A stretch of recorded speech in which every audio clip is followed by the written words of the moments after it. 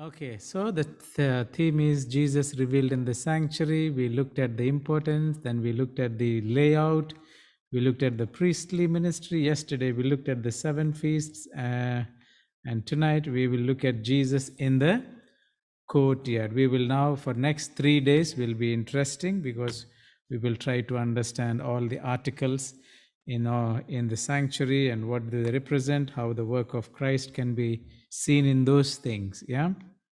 Number one, as soon as you come to the tabernacle itself, the first thing that you see is what? The entrance. Look at what God instructed Moses to do. Exodus 27:16. For the gate of the court there shall be a screen 20 cubits long, woven of blue, purple, scarlet thread, and fine woven linen, made by a weaver. It shall have 4 pillars and 4 sockets. Remember, we studied about these colors, how they represent Christ. 4 colors: blue, purple, scarlet, and fine linen means white. Okay. So I want you to know there's only one entrance gate to the sanctuary. There's only one entrance gate. Zion, question for tomorrow, okay? And the gate is located in which direction? It is to the east. When I do the Day of Atonement, I will explain to you why east, why not west or south or north. And look at what John 14:6 says. Jesus said, I am the way, the truth, and the life. No man cometh unto the Father but by me. Why only one gate? Why only one entrance? Salvation is only through Jesus Christ. There's no other way. He himself says, I am the way. There's no way, no other person through whom we can go to God. So only one gate through which entrance is for the whole sanctuary. Now, there is no cherubims represented on this outdoor screen because you see them in the veil, but not here. Now, blue color, about Jesus and the Gospels, I think I've said this, so I'll skip the time in the interest of time. All these colors represent Jesus, and in one way or the other, and of course, also the 4 Gospels in that manner. Now, 30 cubit, okay, that's not. Okay, there's 2 articles in the courtyard. We know that, isn't it? One is what is called altar of burnt offering. This, as soon as you enter into the sanctuary, what you see is the altar of burnt offering. That's the first thing you see. Have you read in the Bibles where it says high places? High places in the Bible where they worshipped other gods and offered sacrifices. This is how a high place looks throughout. If you remember, when after Solomon, who became king? Rehoboam. But there was a problem with Jeroboam, who was actually the army general, and he rebels against Rehoboam, and then 10 tribes follow him. One of the things that Jeroboam did was, none of you should go to Jerusalem for worship. I'm going to provide altars for you in your own place. You offer sacrifices here. Why should we go and do there?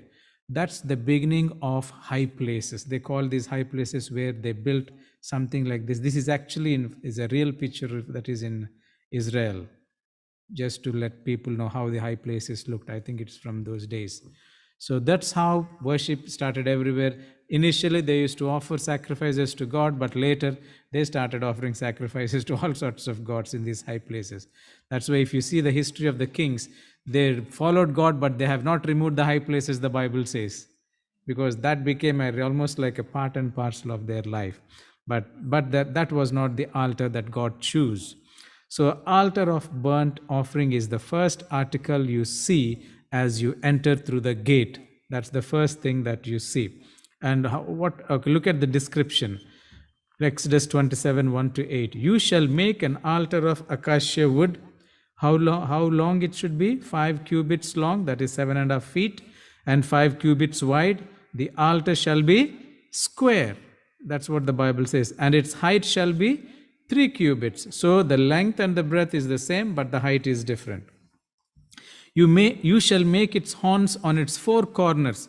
And look at it. Its horn shall be of what? 1 piece. And you shall overlay it with bronze, and also you shall make its pans to receive its ashes, and its shovels, and its basins, and its forks, and its firepans, and shall make all its utensils of bronze. We think of altar of burnt offering is as if just one. There's plenty other things that is surrounding it. And it is made out of what? Shittim wood or acacia wood, representing the humanity of Jesus.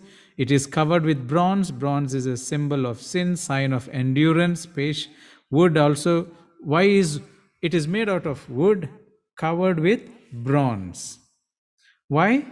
If it is an altar of a burnt offering, and then you put the offering on it, not only does the offering get burned, what else get burned? The altar also gets burned. So they covered it with bronze.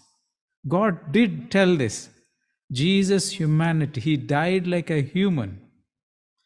Bronze can withstand any temperature and then it won't.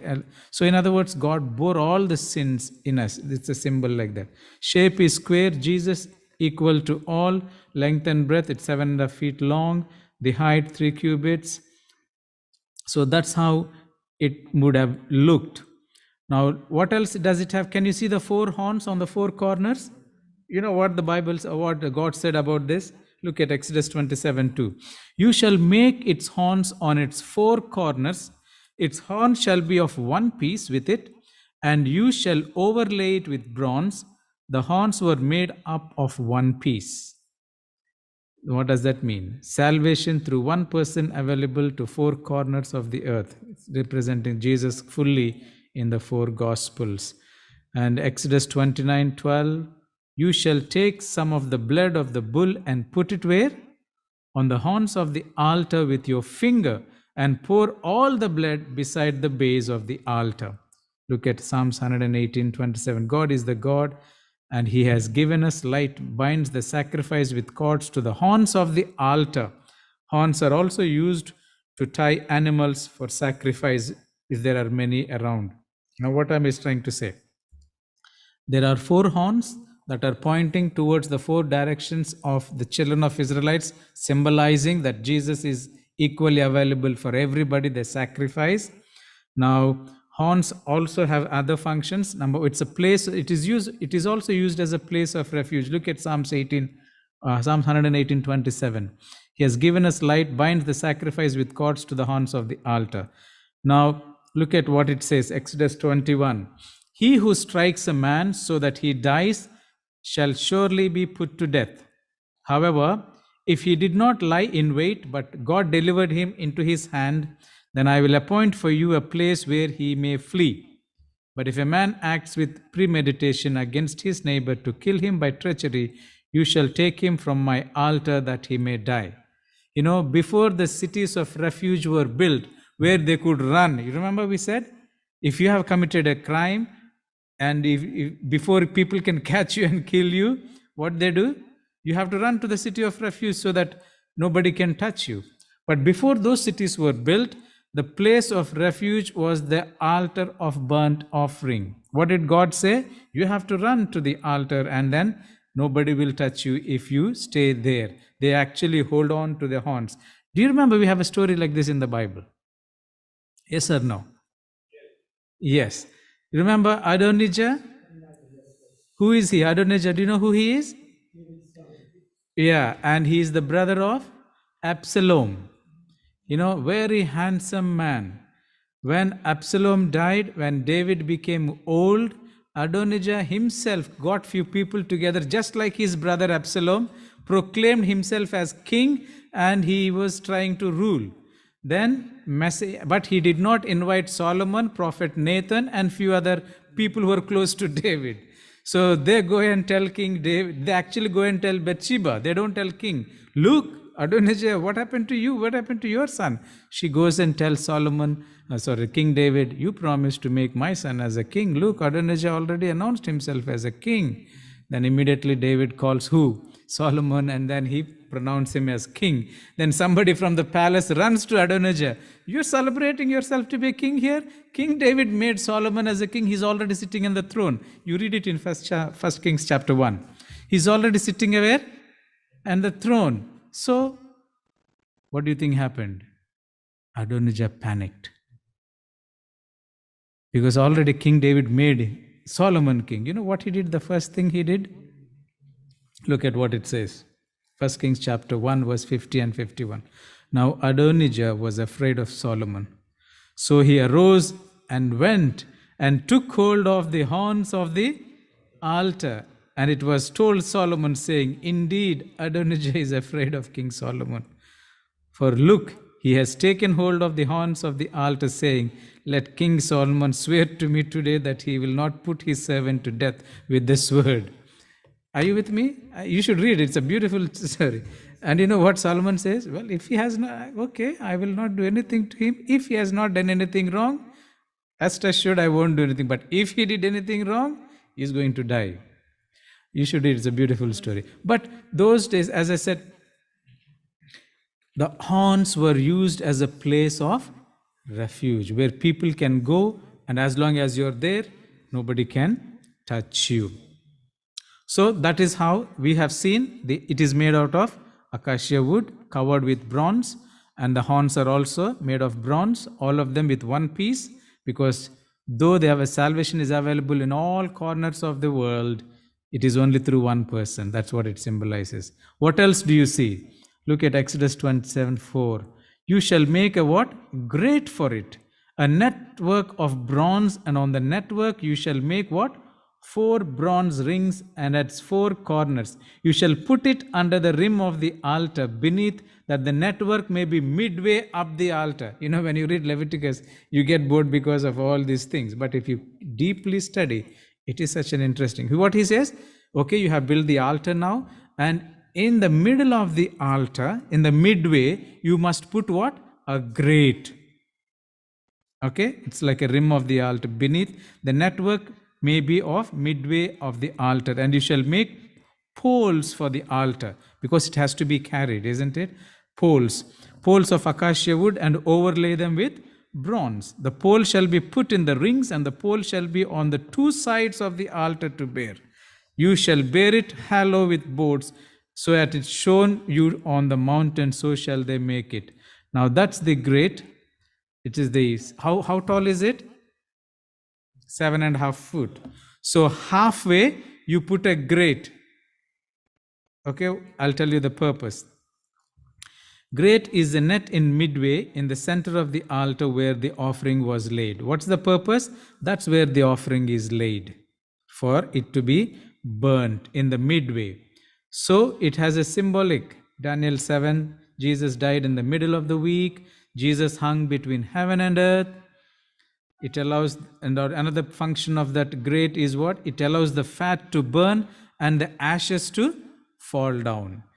So it is so clearly God made, isn't it? You need whole great way, so that when you burn, ashes could fall down and the fat can be melted, and the flesh can be roasted or burned or boiled.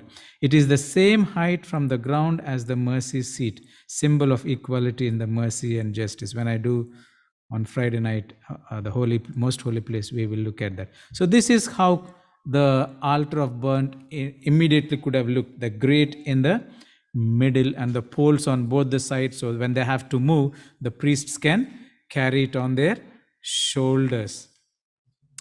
Okay, Jesus 2 hands, these are all, it's okay.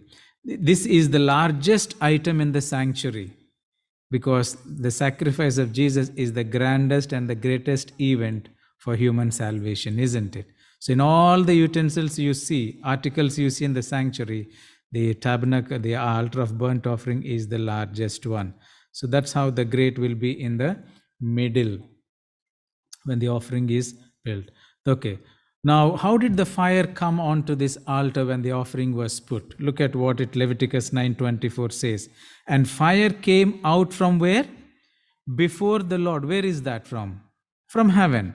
And consumed the burnt offering and the fat on the altar.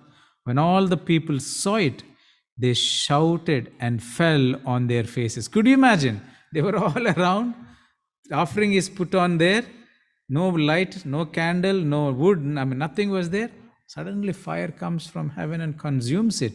People who saw it could not believe the sight. In fact, Bible says what? They fell on their faces. They were almost frozen to death, maybe. So that's how the fire was started on the altar of burnt offering. The fire was not kindled by any humans, it came from heaven and consumed the first offering that was put on the altar of burnt offering. Look at what it says, Leviticus 6, 12 and 13. And the fire on the altar shall be kept burning on it. It shall not be put out. So once God started that fire, how long it should keep burning? Always, forever, 24/7, 7 days. It can't be put off, because every offering that you offer must be offered by the holy fire. What was the sin of Nadab and Abihu? They took a strange fire, common fire. God struck them dead immediately. So God says, look at what God says, and the fire on the altar shall be kept burning on it. It shall not be put out. And the priest shall burn wood on it every morning and lay the burnt offering in order on it. And he shall burn on it the fat of the peace offering. A fire shall always be burning on the altar. It shall never go out. So what do they do? Make, as the fire may be extinguishing, they put more wood. Make sure that it keeps burning. 24/7, day and night, fire kept burning. That means the sacrifice of Jesus is available to all of us 24/7. It is never put off. No, who put this fire? God himself put it. Man may build an altar but cannot provide fire. So man can only nail Jesus to the cross, but it is he who gave up his life for our sins. It was a volunteer sacrifice, isn't it? It was nothing to do with man. So that's how the fire started.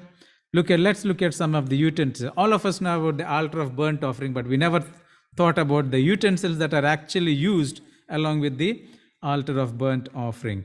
Bible mentions at least 5 of them. Pan, shovels, basin, flesh hooks, fire pan. And I'll give you what are they associated. Pan is to receive the ashes. When the offering is burnt, the ashes go down through the grate and they have to remove the ashes. Shovels to gather the ashes. That means pan is to hold the ash. Shovels is to, it's almost like, in home when you sweep, what did you call that? What are the 2 things? The brush and the dustpan. So the brush is the shovels. And pan, of course, is pan where you put the ashes. Basins to catch the blood of the animals when they are sacrificed. Flesh hooks to move the flesh of the sacrifice on the altar. Certain sacrifices, they were permitted to partake of it. There certain sacrifices, I wish we could study in depth. What I'm teaching now is 10% of what actually is there. We can't go through everything. The priests were supposed to eat meat, some of the meat that is offered there. If there are any heavy meat eaters in the history of Christianity, it is the priests. Every day they have to eat, not at their home, right in the presence of God. Yeah. Fire pans, or that is used to censer, used to carry the sacred fire. Let's quickly look at some of them. Look at what is the purpose of pans? Look at, ashes are also a symbol of complete destruction. That is why people could sit in the ashes and pour ashes on their head or clothe themselves in sackcloth and ashes as a sign of grief and mourning, saying, God, I'm nothing, please help me. Ashes were also for cleansing and purification. Do you know ashes have medicinal value? I don't know here, but in India, where I grew up as a kid, we used to brush our teeth with charcoal and the ash. I don't think any one of you have as wise teeth as mine because of ash or charcoal or whatever. We never had brushes and paste. Children who use brush and paste, their teeth become crooked, discolored, they need braces and all sorts. But when we used to brush, we used to press and do, that's how teeth become straight. Our children, nowadays what? Electric brushes. You don't even have to use your hand properly, just hold it. Man has messed up his life actually. He's messed up his life.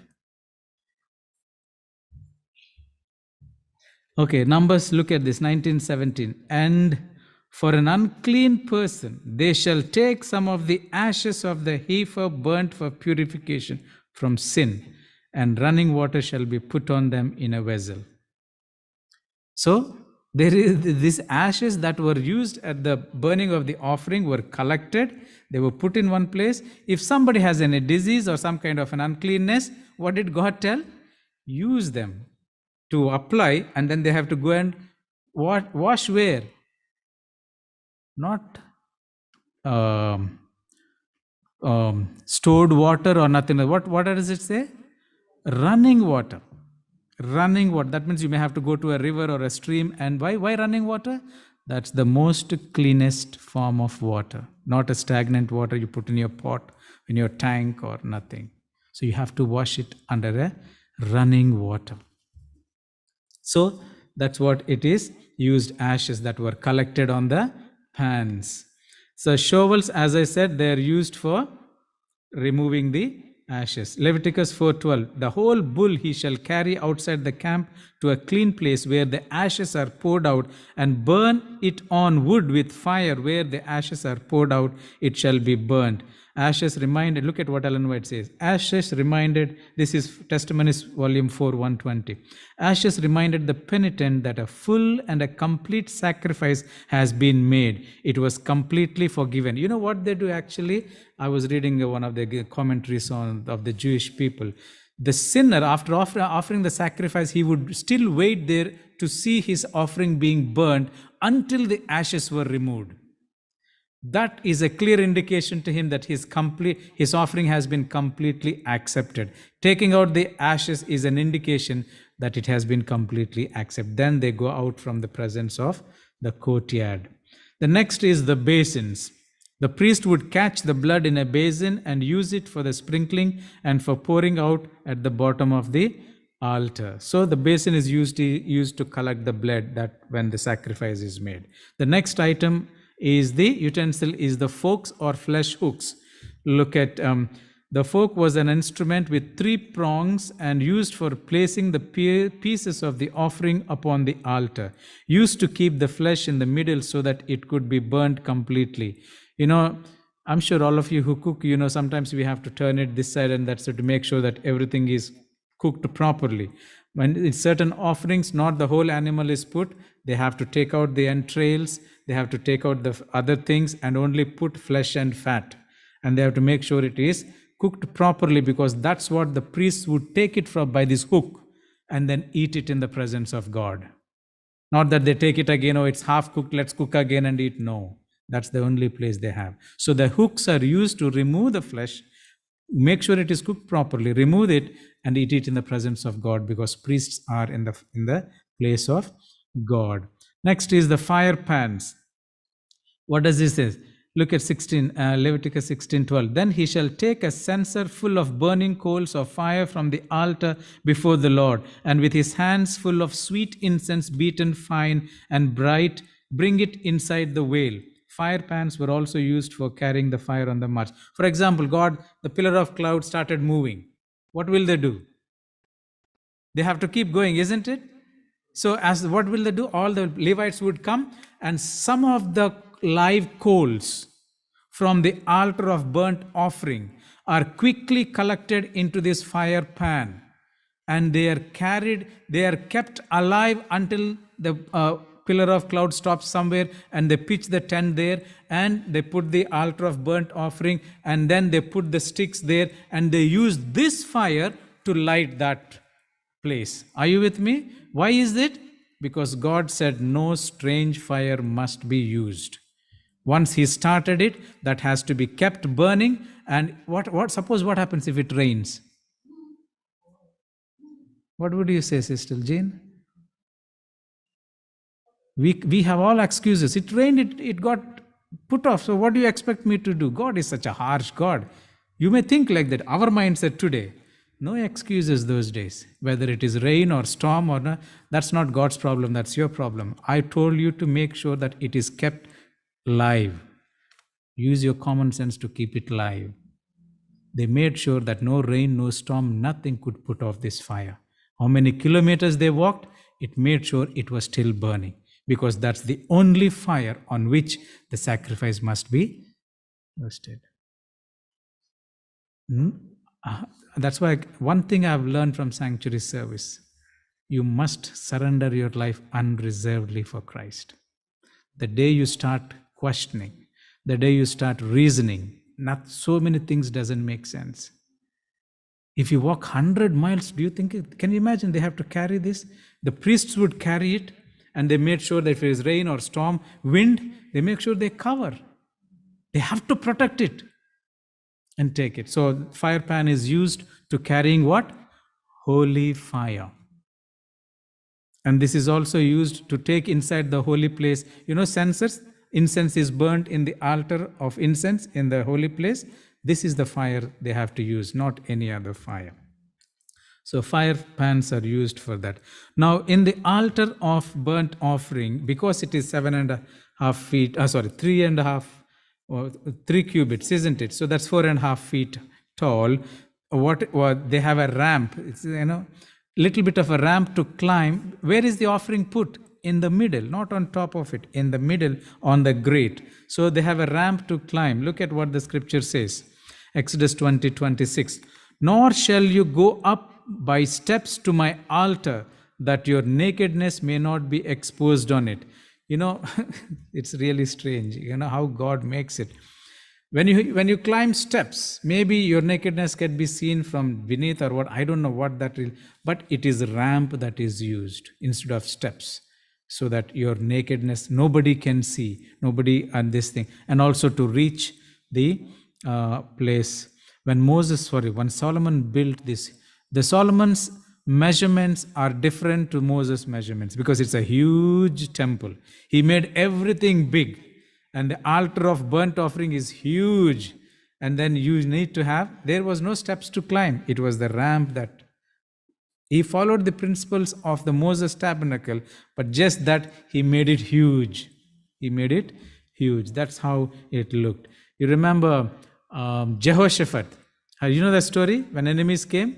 If you read it, he says he actually went into the sanctuary of the Lord, climbed onto this place, high place they call it those days, and that's where he cried out to God, Lord, help me, I'm helpless.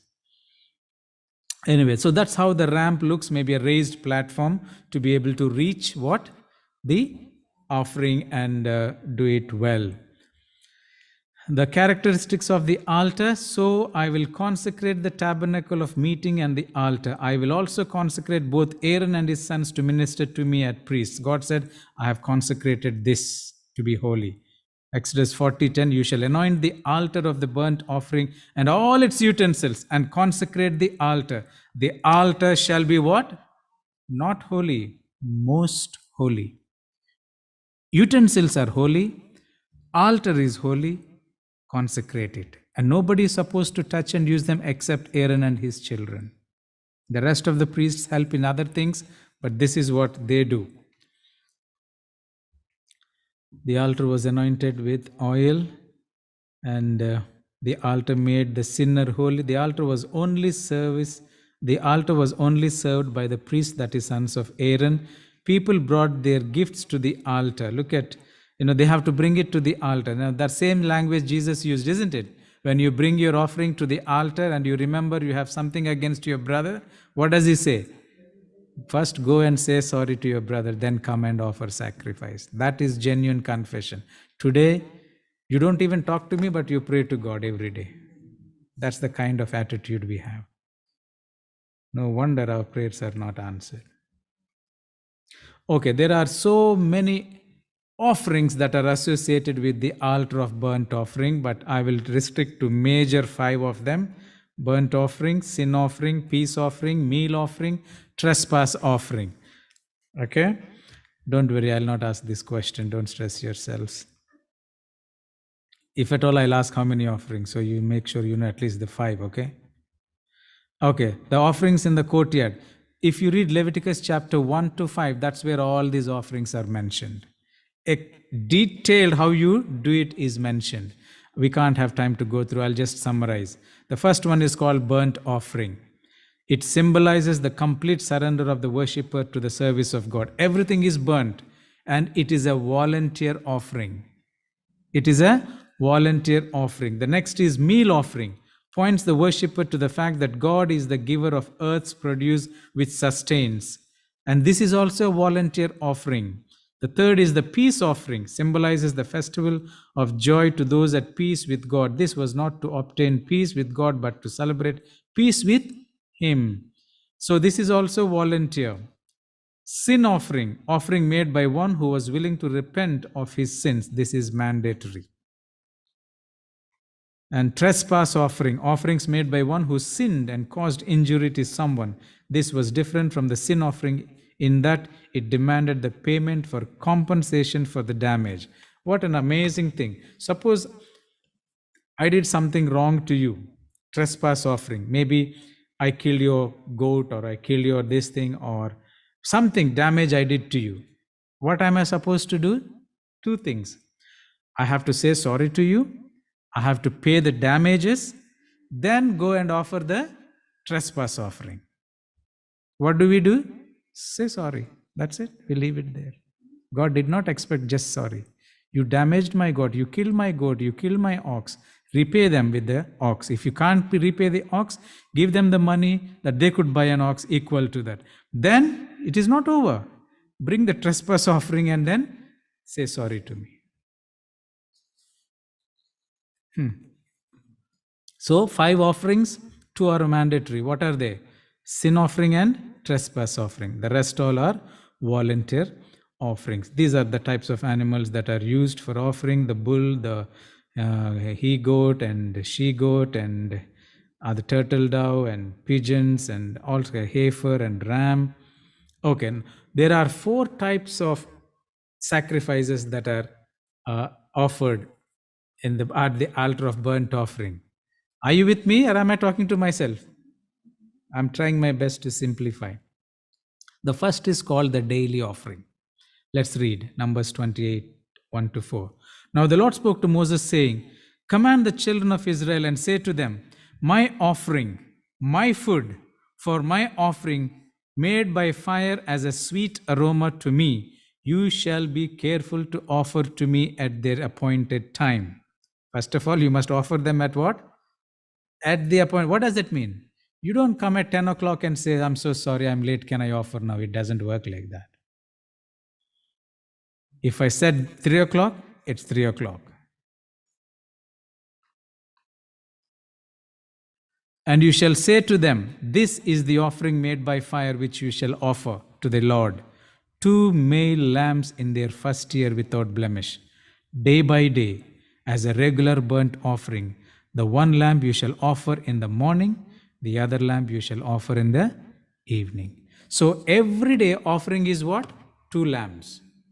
One in the morning, one in the twilight, in the afternoon.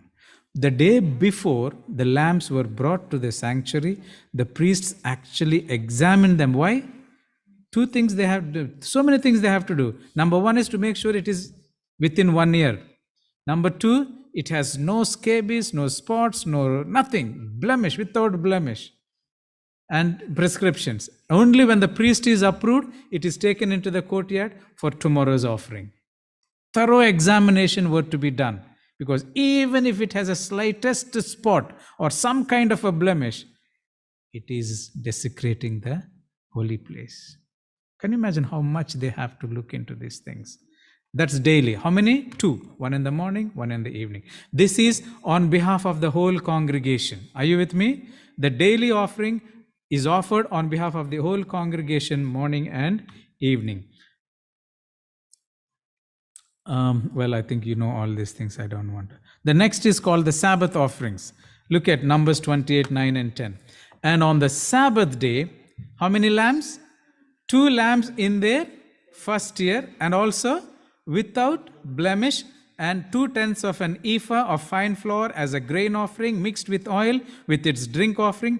This is the burnt offering for every Sabbath, beside the regular burnt offerings with its drink offering, which means every day there's 2, morning and evening.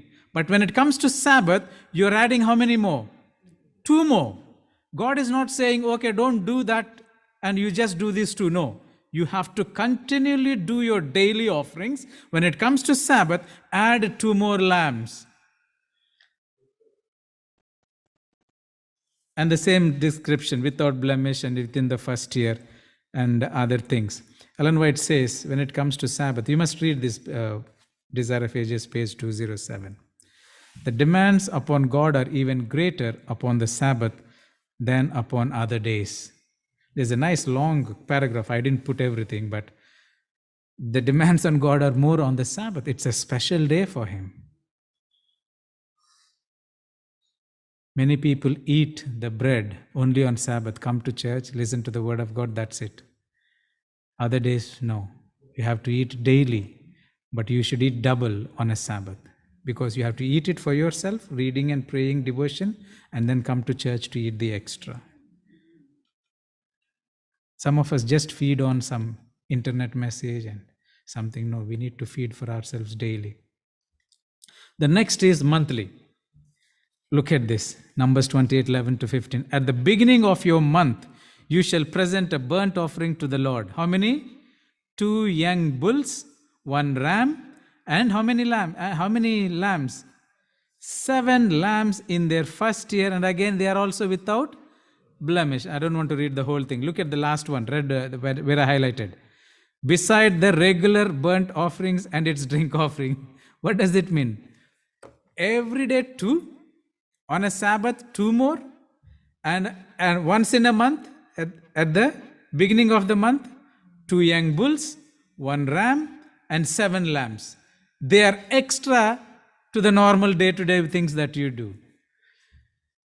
One of the Jewish scholars said, even if you stay around 3 to 5 miles around the sanctuary, the smell you get is blood.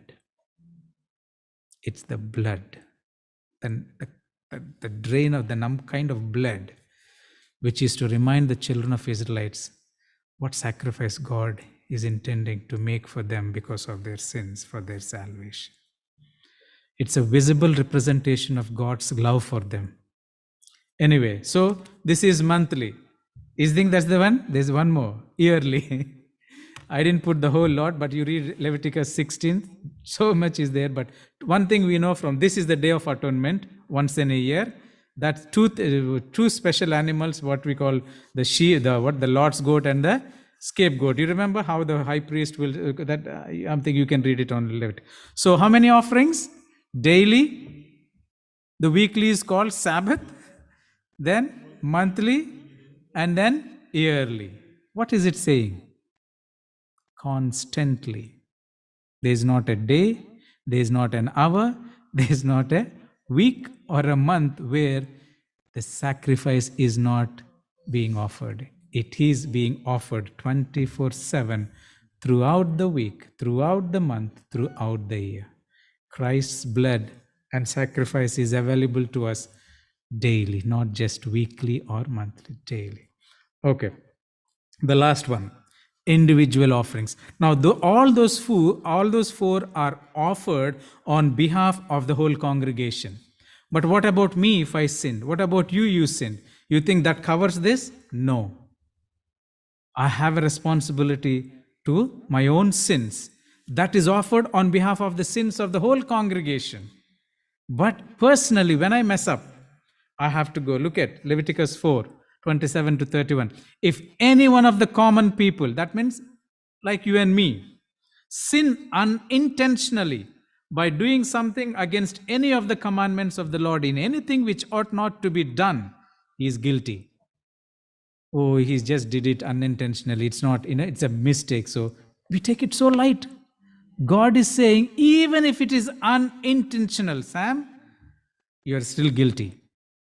Sin is sin. Today we give sin name, big sin, small name, mistake. You're making a big issue out of this simple thing. God has given only one name to sin. Sin is sin. It's we humans, we categorize it. Adultery is big. Telling a lie is okay. Manipulating no, everything is sin. Because even if it is manipulation and whatever lie, Christ still died for that one. Anyway, so What is it? Okay, verse 28. And if his sin which he has committed comes to his knowledge, then he shall bring as his offering a kid of the goats, a female without blemish, for his sin which he has committed, and he shall lay his hand on the head of the sin offering and kill the sin offering at the place of the burnt offering. Then the priest shall take some of its blood with his finger, put it on the horns of the altar of burnt offering, and pour all the remaining blood at the base of the altar. He shall remove all its fat, as fat is removed from the sacrifice of the peace offering, and the priest shall burn it on the altar for a sweet aroma to the Lord. So the priest shall make atonement for him, and it shall be forgiven. Look at the process that he has to go for him to have that conviction or confidence that his sin is forgiven. Now this is what happens. You bring your offering, and then it is cut, it is offered. Where does the blood go? The blood is applied on the four horns of the altar, and the remaining blood, it is poured at the base of the altar. This individual sin offering is not taken into the sanctuary to put near the veil. What blood is taken? The blood of the morning and evening sacrifice that is offered on behalf of the congregation. Only that blood is taken inside. But individual offering, the blood is not taken inside. It is applied to the horn, and the rest of it poured there. And the animal that was burnt there, some of it is taken by the priest, and the priest eats it, symbolizing now the priest is taking over your sins now. And then when he goes to do his service in the sanctuary, then he'll replace them. Otherwise, can you imagine whole day how many people go with their offerings, and every day they have to go in and out, how much blood they have to pour in the holy place? No. That's why individual sins blood is poured only at the altar of burnt offering. Okay, now what did we read? You have to take what? Look at verse 29. He shall lay his hand on the head of the sin offering. So suppose I have sinned intentionally or unintentionally. You know what I have to take? I have to take the lamb. What if I don't have a lamb? There are certain criteria, but you can buy or you can do that. You take your lamb. Those days, most of them are what you call shepherds or what. You take their lamb. You know what you do? You take it to the gate of the court. One of the priest would come and examine, making sure that it is without blemish and whatever. Then when the examination is done, then you can take it inside. You go with it. The priest will come with a bowl in his hand, with a knife in his hand. And you know what he does? The priest will hold the bowl and he'll give you the knife. Look at this. And what? And he shall lay his hand on the head of the sin offering and kill the sin offering at the place. Who kills it? Not the priest. You kill the offering. Who killed Jesus? You killed Jesus. For what? For your sins. He died. So can you imagine your own lamb? You carry it, take it to the place, and then you kill it. You place your hands on it as a symbol of confessing your sins, and then place your hands on the head of it, confess your sins, and the priest will give you the knife. You with your own hand, there's a way they do it. They slit open one of the aorta, whatever, I don't know, whatever you call it, where the blood oozes. Then the blood as it comes, the blood as it pours out, what does the priest do? He collects it in a bowl for you. While you kill the animal, he collects the blood for you. And then he takes the blood in the bowl and goes to the altar of burnt offering, applies it on the four horns of the altar, and whatever is left, he will pour it on the base of the altar of burnt offering. Can you imagine how many days, every day, this is what is being done? You kill the offering. Can you imagine something that you grew, that you took taken care, you carry it with your hands and you kill it? How horrible it would have been, isn't it? Just to show them their sin, how costly it is. They have to do it. Okay. Sin offering. Okay. When it comes to the sin offering, look at what the scripture says. But the flesh of the bull, because sin offering you have to offer bull, with its skin and its offal, you shall burn it with fire outside the camp. It is a sin offering. All the sin offerings are not burnt on the altar of burnt offering. They are taken outside and burnt where the ashes are put. Now, look at why that is sin offering is burnt outside. Where was Jesus crucified? He was outside the gates of Jerusalem, isn't it? Look at Hebrews 13:11. For the bodies of those animals whose blood is brought into the sanctuary by the high priest for sin are burnt outside the camp. Golgotha is the place we believe Jesus was crucified. Where was it? Outside, isn't it? And now look at, actually, God also gives the direction. The sanctuary is here, east, west, south, north. He actually gives direction, which direction you should go and offer this sin offering. Burn it. Look at Leviticus 1:11. He shall kill it where? On the north side of the altar before the Lord. And the priests, Aaron's sons, shall sprinkle its blood all around on the altar. West side is the laver, east side is the ashes, south is the slope or the ramp.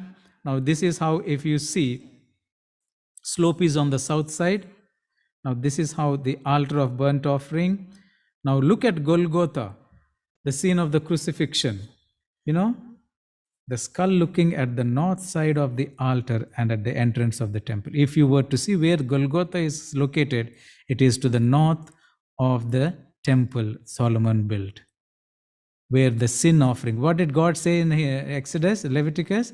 You must take this sin offering and burn it in the north side of this of the sanctuary. Where was Jesus crucified?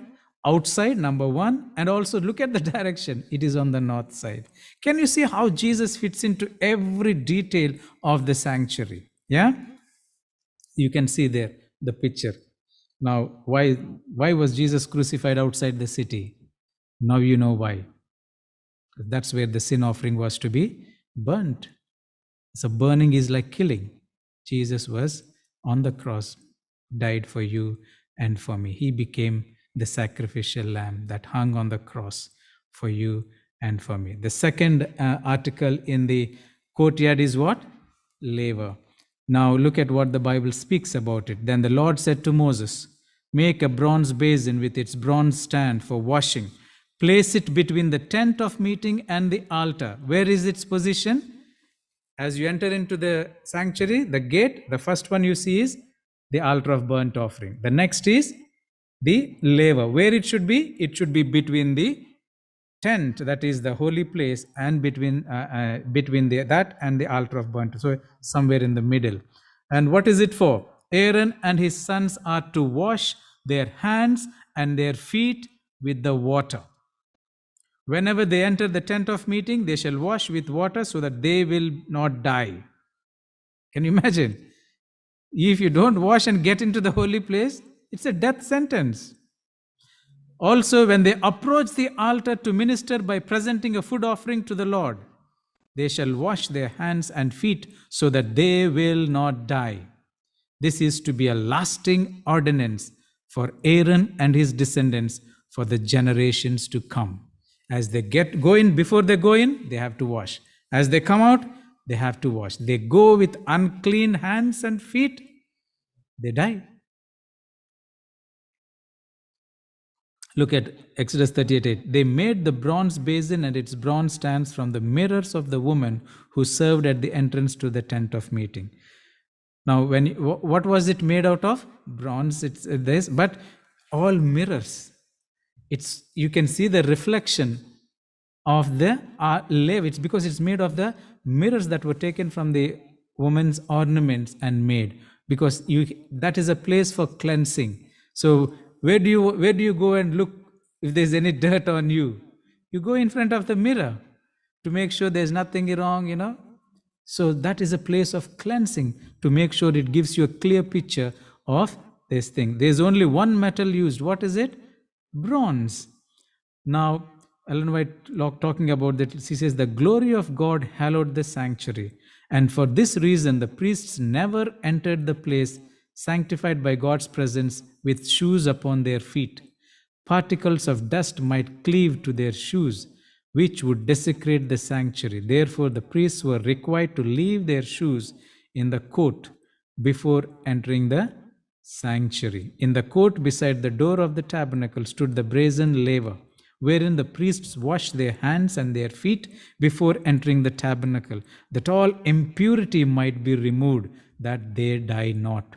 All who officiated in the sanctuary were required of God to make special preparations before entering where God's glory was revealed. Spirit of Prophecy, Volume 1. I forgot the page number. I'll tell you tomorrow. The size. What was the size of the laver? This is the only article where God did not mention any size. Immeasurable. No measurements or instructions are given. Exodus 38:8 says, He made the laver of bronze and its base of bronze from the bronze mirrors of the serving woman who assembled. No measurements, no size or shape, no other utensils associated with laver. There's no bars or staves to carry it. There's no mention of covering for laver. Whole day priests might have offered many sacrifices and needed cleansing all the time. It is because of cleansing in our walk with Jesus is limitless. Why there is no restrictions of its measurements? Scholars believe it is to show that there is no limit of how many times you can come to God for cleansing. No morning, no evening, no afternoon. It is available. Communion, that's why, what does it say? As often as you eat and drink this. As Adventists, we have limited that as often as to once in 3 months. For a reason, if you do it daily, you may lose the sight of its sanctity. Before they ate the bread in the holy place, they need to wash themselves. Position, as we said, the laver was placed between the door of the holy place and the altar. It came after the altar. That means sacrifice comes first before you wash yourself. What does that mean? What does that mean? Before you take baptism, what should happen? You must accept the sacrifice of Jesus Christ on your behalf. You can't be baptized first and then accept the sacrifice for you. Sacrifice comes first. Then you cleanse yourself because you have accepted the sacrifice. So you see even the position, how clearly it brings the message of Jesus into it. Washing, no measurement. Okay, I think I've said this mostly. 2 washings, let me say this. First washing, Exodus 29. What did they do? What did Moses do? He took Aaron and his sons and bathed them completely. But afterwards, look at Exodus 30. They only have to wash their hands and legs. Can you see something relating to? When you accept the sacrifice of Jesus Christ, you wash yourself fully. How? Through the watery grave of baptism. But afterwards, you wash your hands and your feet. How accurately it fits into the thing that God has established it. Washing and cleansing of the priests from all defilement. It was for priests only. Who washed those priests? Moses washed. Isn't it? His brother and the brothers' sons. This washing was done by Moses. Who washed Jesus? He didn't wash himself. He was not baptized by himself. In fact, what did John say? You should baptize me. Why are you asking me to baptize you? What did Jesus say? The scriptures have to be fulfilled. You have to baptize me. I can't wash myself. Showing us a symbol. We need somebody to cleanse ourselves. Can you see how it is? Moses washed Aaron. John washed Jesus. Everything fits into this. You must be washed before you serve the Lord in his sanctuary. Of course, this is how Moses was first washed from top to bottom.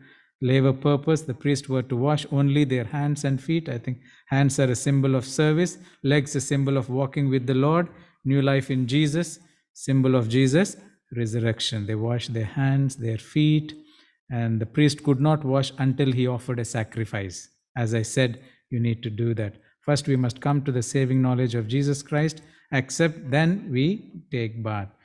You wash it's symbolizing at the laver, it is symbolizing your baptism and your new walk. What happens when you get baptized? You are a new creation. You are resurrected in Christ. So this is also a symbol of resurrection.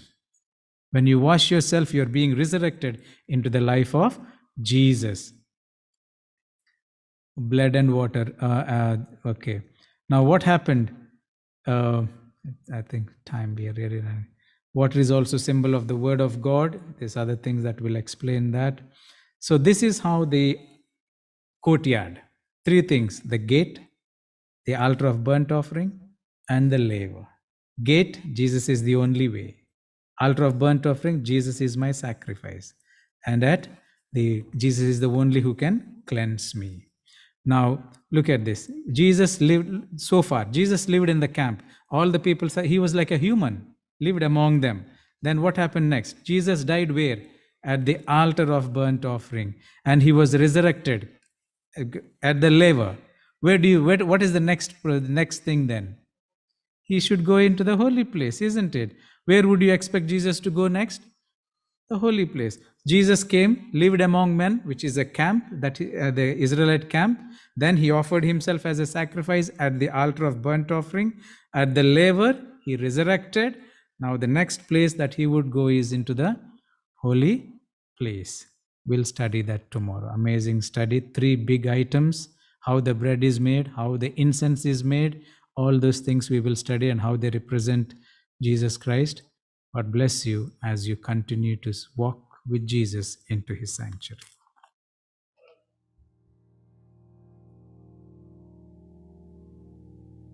Lord, prepare us to be your sanctuary, pure and holy, tried and true. Thank you for revealing these wonderful truths about you through the sanctuary service. Every detail of it, we can find you, Lord, and the great sacrifice you have made on our behalf to save us. Help us to unreservedly commit ourselves to you, give ourselves completely to you, because you have given yourself completely to us.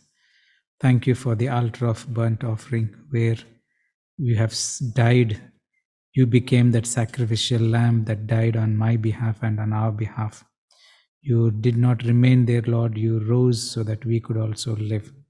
As we continue to study these lessons, they are not just for mind knowledge.